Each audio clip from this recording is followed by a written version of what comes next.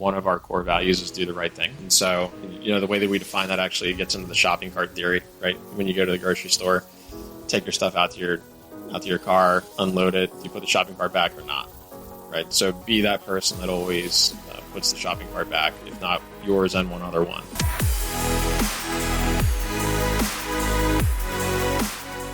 Welcome to the Build It to Billions podcast, where we guide successful entrepreneurs and investors on their journey from millions to billions. And we believe that the key to scaling and compounding your wealth and life starts every single day with the mindset and practice of stewardship over ownership and applying billionaire biblical principles.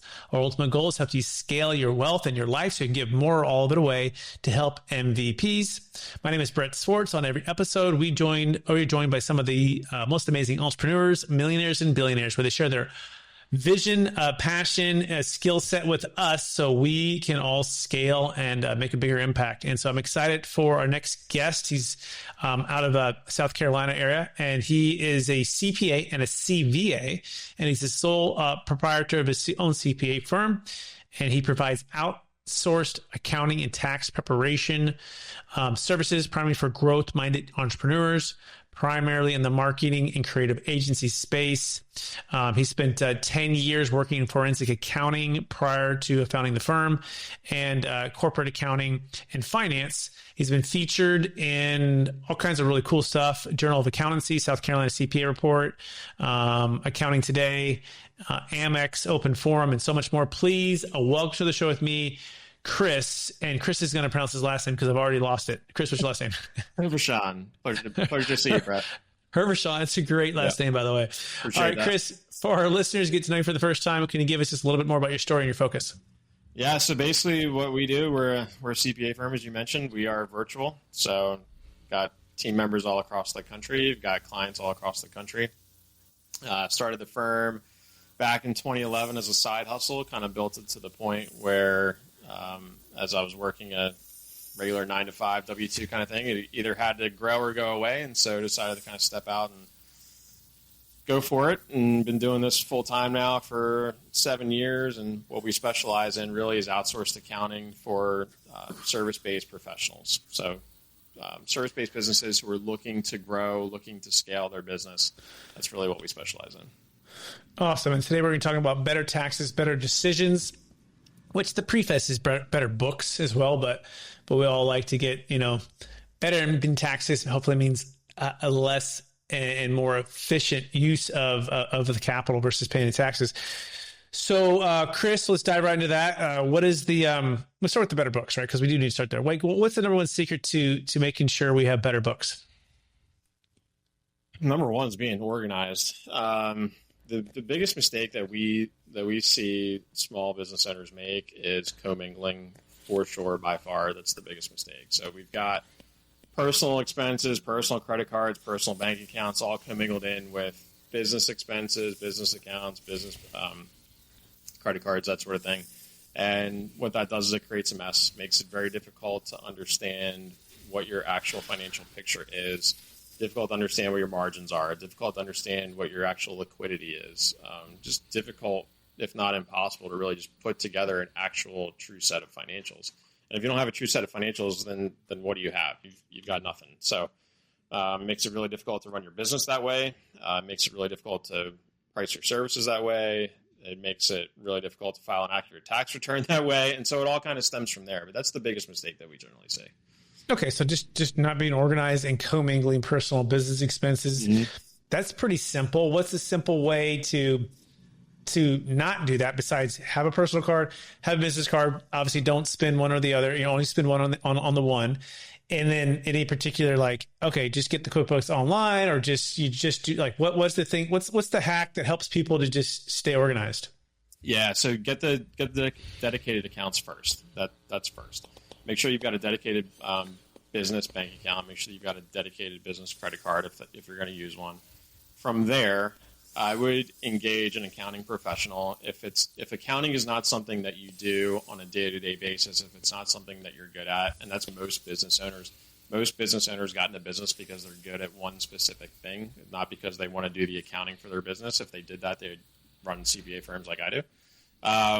So get yourself an accounting professional and get yourself on some sort of a cadence to review your financials with them Now, that accounting professional is probably going to recommend some sort of a software. So like a QuickBooks Online or a FreshBooks or Wave or Xero, something like that, where you can connect in your financial accounts, aggregate that data, get financial reports. But I would say leave that up to the accounting professional, because what you want is a partner in that journey, somebody who you get along with, somebody who can articulate well to you in a way that you understand, and then let them kind of drive that bus as far as the tech stack that they recommend and they find to be most helpful. Okay, I like that. So you said multiple accounts or dedicated account, but my question is, do we want to get, some people really break it down like the profit first, and you have this amount and for taxes, this amount for savings, this amount for investment. Like, do you have any guidance on that piece of it? Or do you say just in one business account, all in, all out of that business account? Yeah, that's a really good question too. And that's somewhere that I would lean on your accounting professional. So Profit First, that's a very well-known system to help you get organized. So you might have one account for operating, and you might have one account for taxes, and then you might have one account for savings, and one account for payroll, so on and so forth. But here's the thing, is that most accounting professionals will, maybe not most, but a lot of, will charge you by the account that you have. So more accounts equals more complexity and more to manage, especially if you don't have a bank that makes it easier to run a Profit First system. So that would be my recommendation. Work with your accounting professional first. See if Profit First is something that they will support, or something that they have guidance around. Because again, having that many accounts, it adds a level of complexity that maybe you just don't need. Yeah, and I'm not gonna lie. Like I read it, I was like, okay, this is it. And then I went to implement. I was like, whoa, this is a lot. And it kind of quickly became a distraction. Whether or not you need to hire somebody on your staff to do all of that. But I just found that it was a lot. It was a lot. Okay, and so for sure, it's one of those things where in theory it makes total sense and it really resonates, but in practice it's a lot. So that's why I say, like, you need to have a bank that'll help you facilitate that, because a lot of that money movement, you're going to want to automate that, or your accountant's going to want to automate that. Yeah. And if it's not going to be automated, that's just more for you to do, and that you're probably not going to want to do, and it's not really driving value for your business. Yeah. Okay. Excellent. So that's question. First set is getting organized. Getting dedicated accounts, getting on cadence with your tax professional, with your numbers. So what's the next secret to better books, better taxes, better outcomes? Yeah. Review your financials. That's the biggest one. Make sure that you are looking at your financials at least on a monthly basis.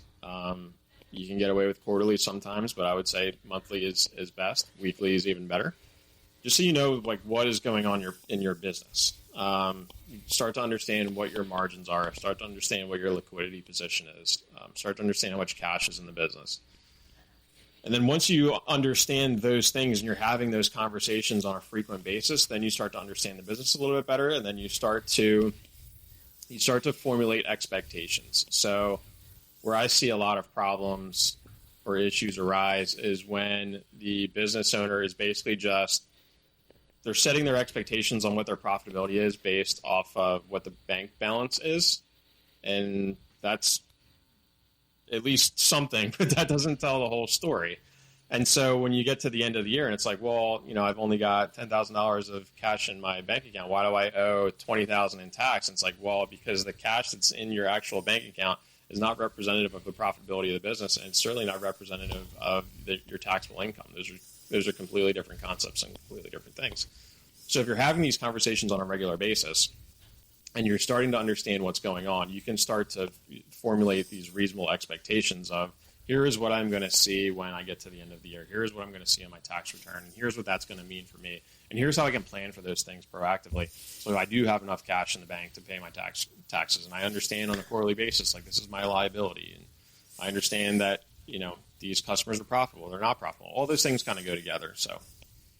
Okay. So knowing your numbers, right? Which is and by that, I mean, you're reviewing it and you understand the margins, the liquidity, you understand the profitability, you're understanding the taxable income, the quarterly payouts, like all of it. Like, you've got to be in there and making sure that you're taking the time to absorb and understand your own numbers. Makes sense, at least once a month, but hopefully you're doing it even every other week, right? Or something, right? So you're making sure you have, okay, great.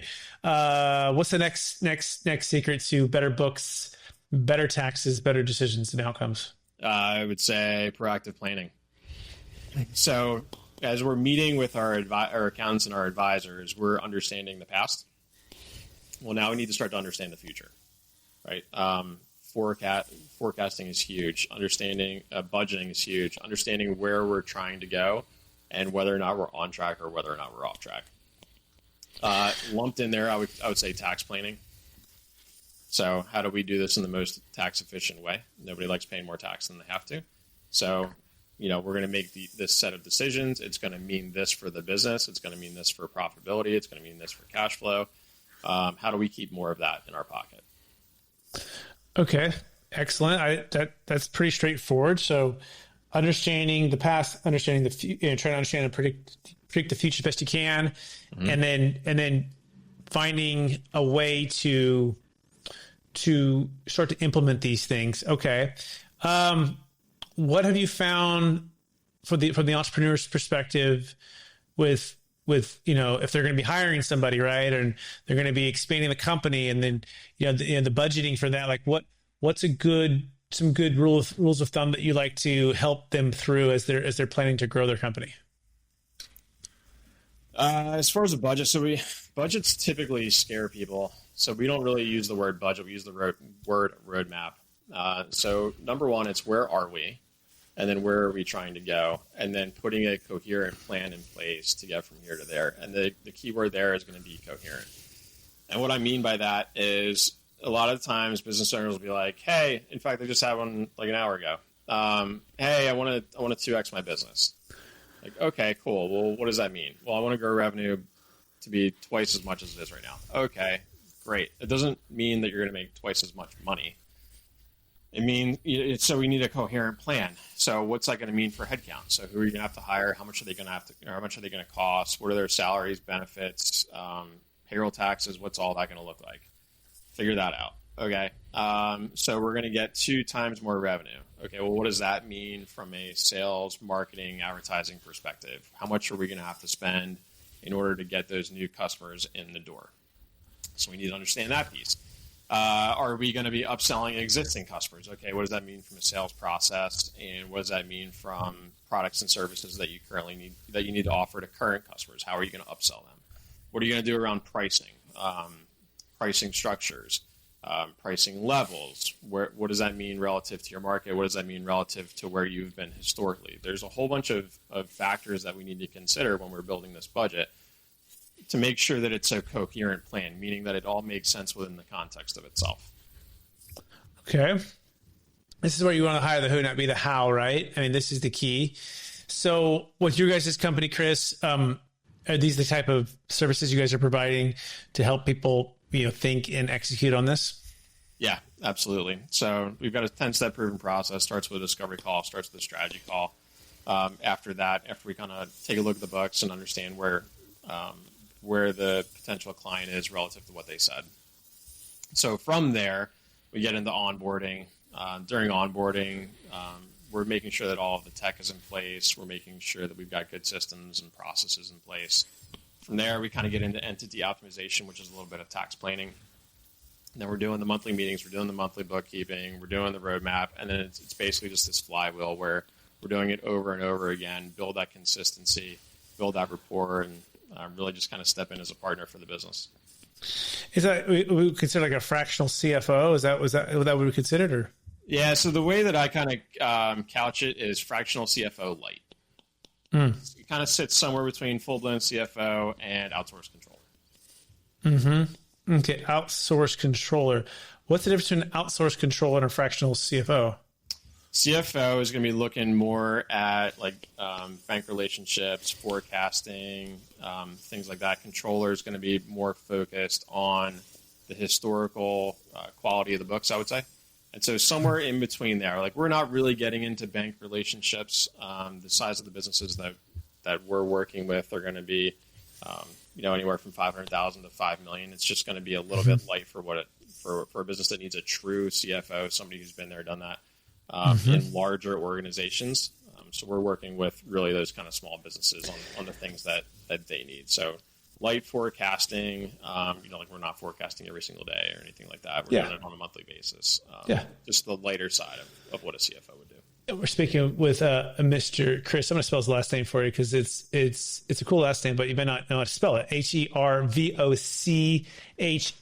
And you can find them at betternumbers.cpa, betternumbers.cpa. I think it's a great website, by the way. You get better books, better taxes, better decisions. They're serving growth-minded entrepreneurs, bookkeeping, tax, and advisory for the entrepreneur. So when do you know, or what's the lowest hanging fruit when you come in, Chris? You see it over and over again. You're like, okay, they hire you as the is that fractional CFO light, and you're like, man, this is such a low hanging fruit. They're like, I wish I would have done this 6 months ago or 12 months ago. Like, oh my gosh, like so glad you're on. Like it's the consistent theme. What is that? The lowest hanging fruit is always going to be to just walk through the financials and find what you find, because you're always going to find something.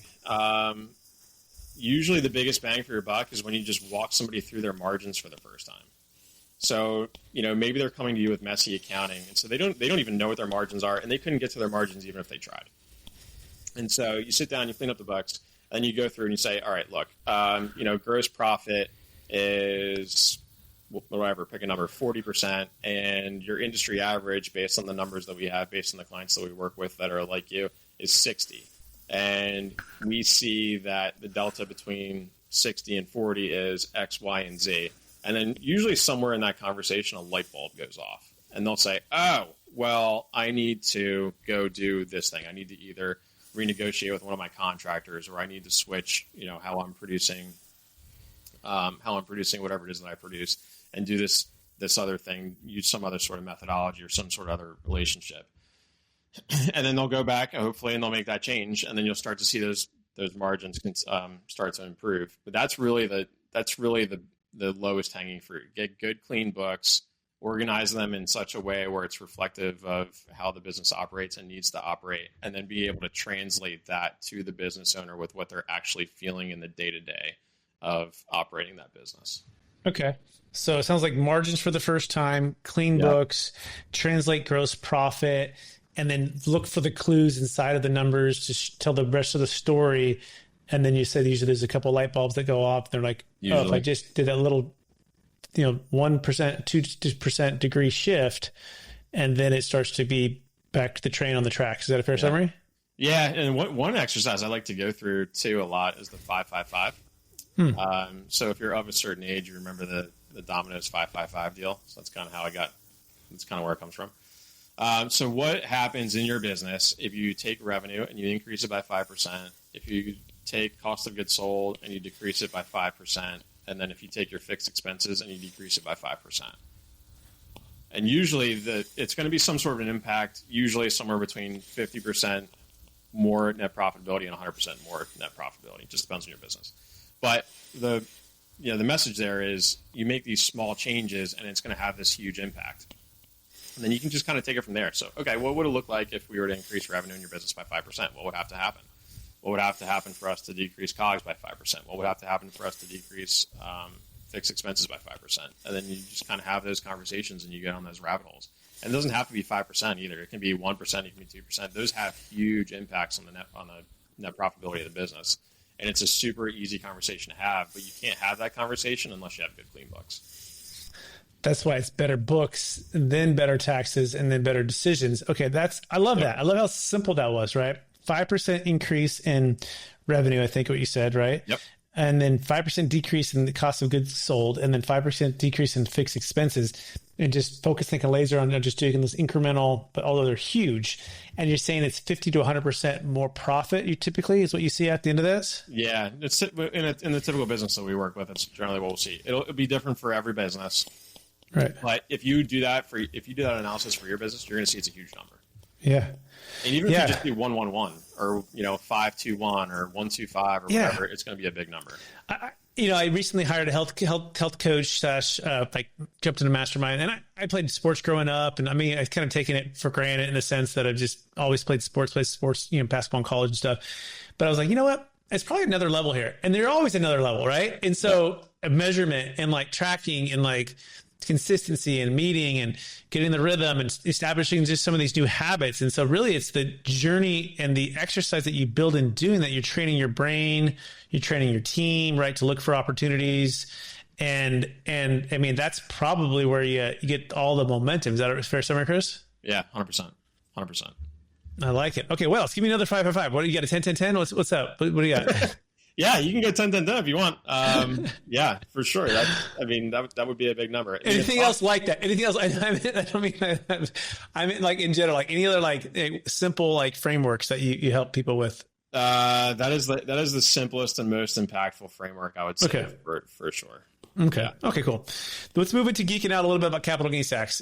So I imagine you're the, your CPA, it's April 5th, right? And you got the entrepreneur. He's like, we're selling, and you get, it's $10 million sale, Chris, right? And I found this new capital gains tax strategy, Chris, and I want to do it. And I'm going 100 miles an hour. And they're like, they're bringing in like the 11th hour, right? And 12th hour. And they're just like, Chris, like, I need you to look at this thing, right? And like, walk us through that pain of that, right? When they didn't bring you on from the beginning. B, what is the typical way that you're vetting, big capital gains tax strategies, especially when they're like, maybe way out there, they don't really have any precedents, right? Walk us through a little bit of that, or how you help the entrepreneur when they're exiting. It's such a good question. So usually we don't get things at the 11th hour. We usually get them either after they've happened, or we get them way early, right? The 11th hour would actually be great in those cases.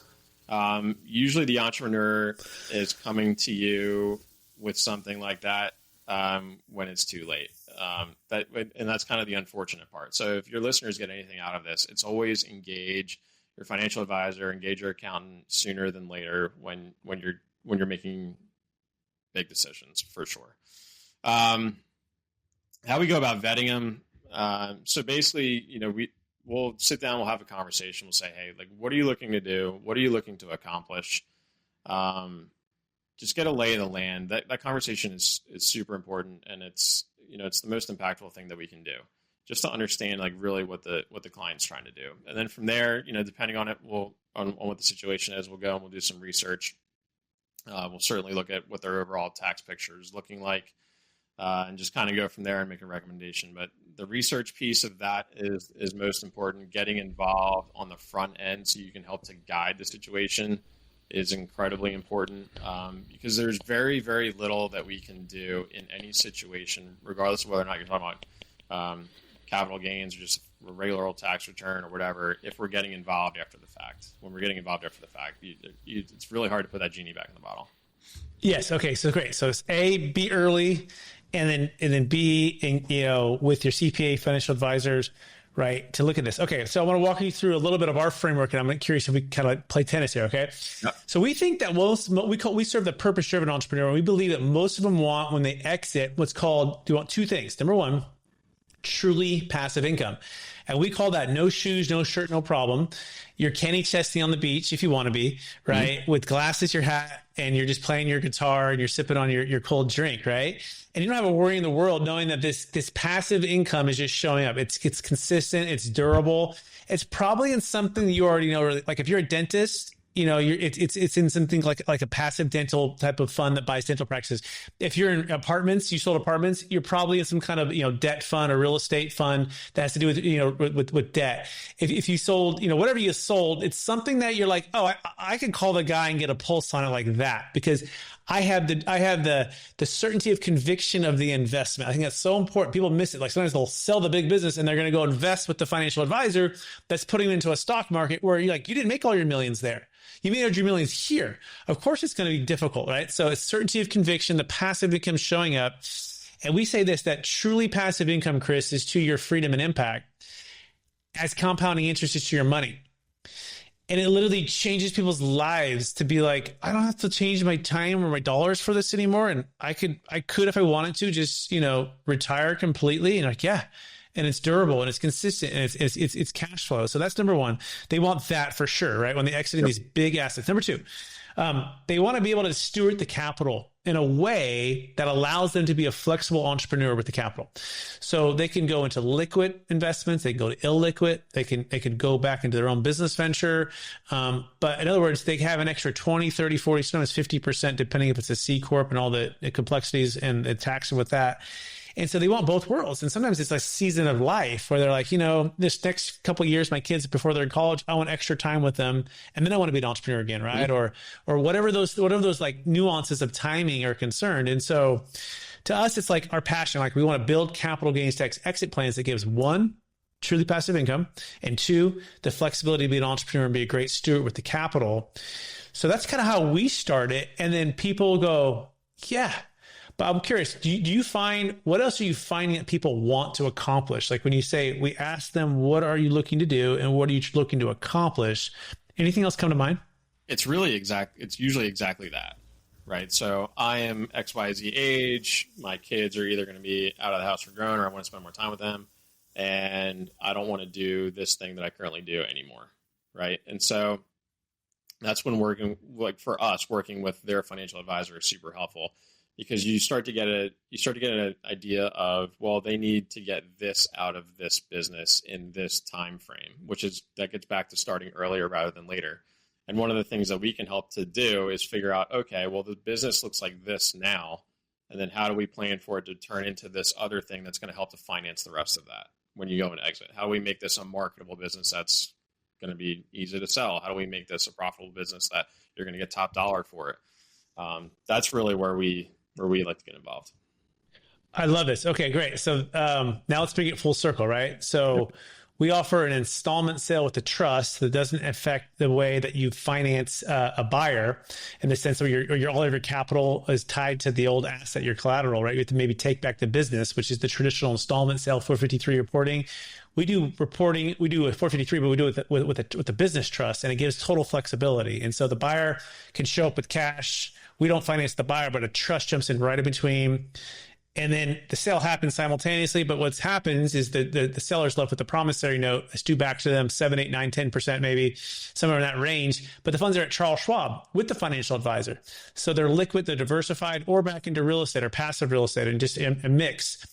And it gives people the freedom. We just did an $8 million business sale for a client up in Massachusetts, automotive sale. So some of the questions that we work with the CPA. So back to the 11th hour thing, kind of why I planted that seed was sometimes they'll bring it to you and you had never heard of this, right? So ours is called a deferred sales trust. You may or may not have heard of that before, but they'll come to you with the strategy, and they want the CPA to be the judge, juror, and executioner. Yeah. And you're more of an entrepreneur CPA, right? But a lot of other CPAs either don't have the bandwidth or the speed or like, I mean, they're just so busy reporting versus planning, which is, I know you're both, right? Mm-hmm. And so I'm just walking through like here are the key, how many audits, how many closings, for how long, what would the outcome of the audits, who will defend the audit. My business partner is a tax attorney, CPA. He's a genius, and he figured this thing out like 30 years ago. And I'm just the trustee. I'm the guide, if you will, right? Kind of like the nurse. He's the brain surgeon. But I'm wondering, like, from your perspective, like, do you ever get on those calls and it's like either laughable because they have no track record at all, or B, you're just seeing right through the flimsy, what they're trying to use the tax code for, and just any insights on like how you go about doing the due diligence on these tax deferral strategies? Yeah, that's a good question. It's going to be, I don't get a ton of them, to be honest. I get a lot of those spammy emails that I just kind of filter out and don't really pay much attention to. But clients, I think generally we get them set up with pretty good financial advisors, and we don't get things that are too far out of bounds. But when they do bring us something, we'll first research it on our own. We've got a ton of resources that we can do that and start to look into it. I've got a really good network of other CPAs that I tap into. That's kind of the next thing. And if it's something that's in our wheelhouse or it's at least reasonably straightforward, we'll handle it internally. If it's not, we'll refer them out. And like I said, I've got a really great network that makes that really easy to do. So perfect. That makes sense. That's a great answer. Yeah. So research on your own some, and then if it's something even more or even the speed of it, go to your good network of CPAs, get a consensus and say, okay, based upon that, here are a couple options and here are the pros and cons. Is that a fair summary? Yeah, absolutely. Okay, cool. Excellent. And by the way, again, we're speaking with Mr. Chris. Let me try. I'm going to try it. Do it. Hervochon. Hervochon. Hervochon. Oh, That's not the first time, it won't be the last time that I've heard Hervochon, though. my sports gets brutal. I mean, it gets kind of butchered a little bit. Sports, people always want to put a Z on the end of it and all these kind of things. But anyways, betternumbers.cpa, everybody, betternumbers.cpa. And if you want to learn more about the capital gains tax deferral strategy, has been vetted, has been through the audits, has had no change, no findings, thousands of transactions for your next business exit, Bitcoin or real estate or any asset of any kind. You go to capitalgainstaxsolutions.com, capitalgainstaxsolutions.com. Okay, Chris, we're running out of time. You ready for the lightning round? Let's do it. All right, knowing what you know now, if you go back to your 20-year-old self, what's the one gold nugget make sure to tell yourself to do? One more time. I'm sorry. Knowing what you know now, if you go back to your 20-year-old self, what's the one golden nugget you want to make sure to tell yourself to do? Just be helpful. I like that. By the way, it reminds me of the Arnold Schwarzenegger quote from his dad. Have you seen the Arnold Netflix documentary? If you haven't, see it. It's incredible. His dad told him to this. He said, Arnold, he said, be useful. That was like his number one thing from it. I was like, hey, that's very straight to the point. And it works. Yeah. And it works. It works for Arnold for sure. Add value, be useful. That's good. Next question. Number one book you've recommended or gifted the most in the past year? Book I've recommended the most is Traction. Excellent. Gino Wickman. Yep. Number one way that you're using ChatGPT? My number one way, or you want to know my favorite way? Either or is fine. Okay, my favorite thing to do in ChatGPT is to have it rewrite something in the tone and style of a Civil War soldier. I'll write it down. Oh, that's good. We use it for first drafts of things. It is not good for, like everybody says, AI is going to replace accountants. It is not good for accounting related things. It is not good for math. It gets pretty sketchy pretty quick, but anything that's written that you need some help with, that's how we're using it. Awesome. Next question. Number one leadership quote or theme that you strive to live by? Number one leadership quote or theme. I would say fix yourself first. If you want to be a leader, it starts with you. Excellent. Next question. What are you most curious about right now?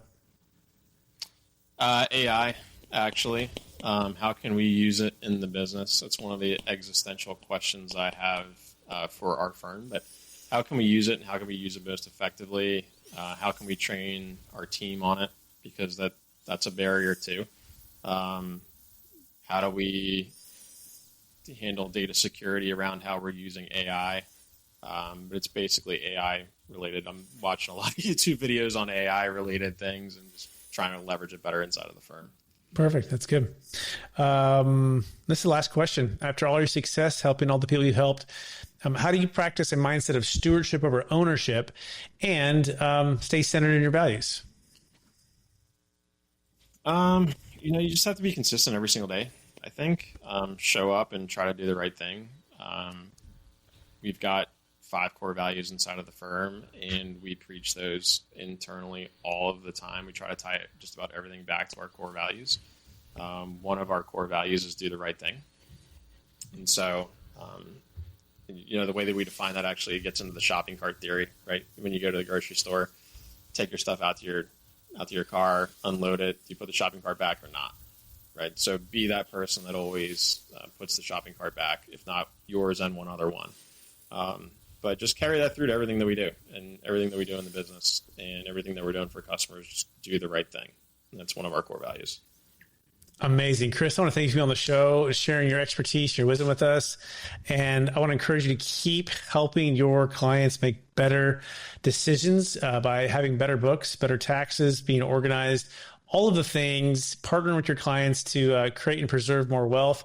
If anything we've learned in the past 60, 90 days is that the government is not very efficient, not just not efficient, but it's outright, just burning money out the window of America. And so to keep it in the hands of the people to create jobs and entrepreneurship is actually going to be the best thing for the country. So I'm hoping that, good folks like yourself can help those that are doing that. And so if you wanted to get in touch with Mr. Chris, I'll let him say the last name again because I don't want to embarrass myself. Where can they find you, Chris? Best place to find us is betternumbers.cpa on the website. Awesome. Thanks, Chris. Also want to thank all of our listeners for listening to another episode of the Build It to Billions podcast. We're also streaming on Capital Gains Tax Solutions podcast and YouTube channels. We're here on this journey to scale from millions to billions so we can give more, all of it away with you. And by bringing on folks like Chris to teach us, to guide us, to encourage us, to challenge us, to get better at our numbers so we can, make a bigger impact, grow and scale our companies. Hey, we appreciate everyone listening out there. Please share this with somebody. Encourage somebody to take action with this episode. And we will talk to you again real soon. Bye now.